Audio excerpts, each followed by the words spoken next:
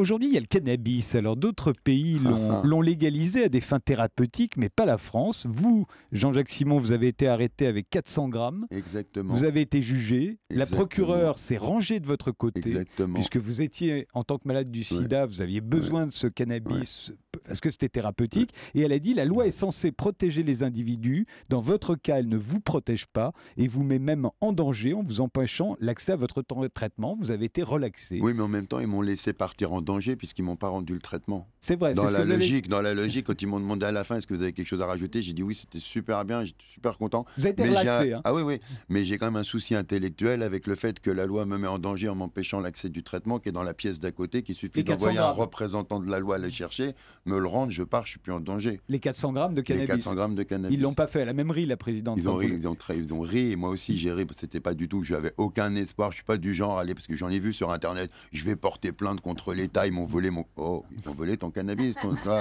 c'est interdit le cannabis, tu vois, ils t'ont volé ton cannabis, on peut pas non plus...